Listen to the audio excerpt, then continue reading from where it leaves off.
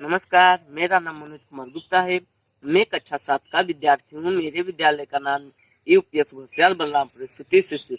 दोस्तों, आज मैं मंजरी यानी हिंदी के 2 पाठ राजधर्म का कहानी सुनाने जा रहा हूँ। एक राजा रहता था, ब्रह्मदत्त नामक एक राजा रहता था। वह हमेशा उचित अनुचित, धर्म अधर्म, न्याय अन्याय का ध्यान रखता था। इसीलिए पूरे राज दरबार में और हर जगहों पर सभी उसकी प्रशंसा ही करते थे। राजा ब्रह्मदत्त नामक जो राजा था, वह किसी ऐसे व्यक्ति को ढूंढता था जो उसके दोष बता सके। प्रशंसा करने वाले तो बहुत मिलते थे, परंतु दोष बताने वाला कोई नहीं मिलता था। राजा अंतःपुर के दरबार में घूमता रहा, परंतु दोष बताने वाला उसका कोई नहीं मिला। प्रशंसा करने वाले सभी मिले। अब राजा वेश बदलकर इधर उधर घूमता रहा। कई जगहों पर, जंगलों में, पहाड़ों में घूमा, परंतु अपना दोष कहीं पर नहीं पाया। ऐसे घूमते घूमते वह हिमालय पर्वत के बोधिसत्व के आश्रम में पहुंच गया और बोधिसत्व को प्रणाम कर एक और बैठ गया। बोधिसत्व ने कहा, क्या हालचाल है? राजा ने कहा, सब बढ़िया है।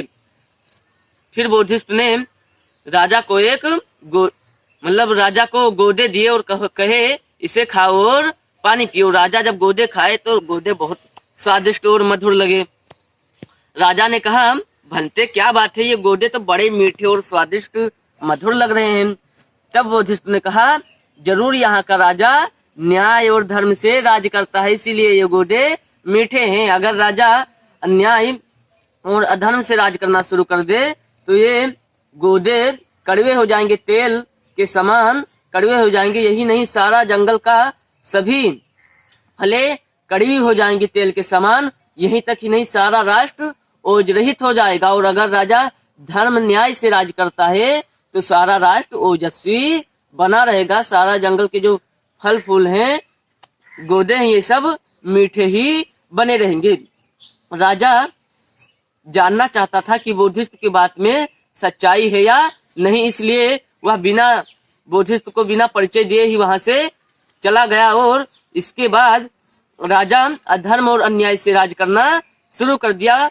कुछ दिन बाद फिर वह बोधिसत्व के आश्रम में पहुंचा, एक और प्रणाम कर बैठ गया। बोधिसत्व ने फिर से वही पके गोदे राजा को खाने को दिए। इस बार जब राजा ने गोदे खाए तो तुरंत थूक दिए और कहे, भंते ये गोदे तो बड़े कड़वे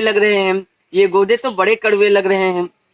तब बोधिसत्व ने कहा कि जरूर यहाँ का राजा अन्याय और अधार्मिक हो गया है, इसी से ये गोदे इतने कड़वे हैं।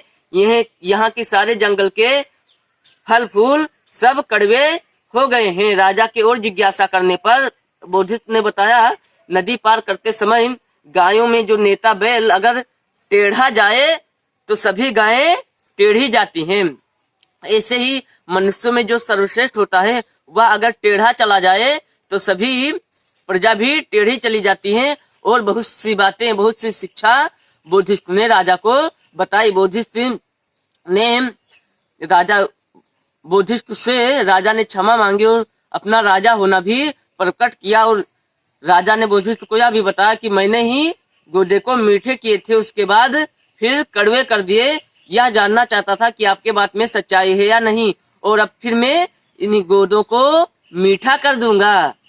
अब राजा फिर अपने राजमहल चला गया और न्याय धर्म से राज करने लगा। फिर उसका राज धन धान्य से भरपूर हो गया। धन्यवाद।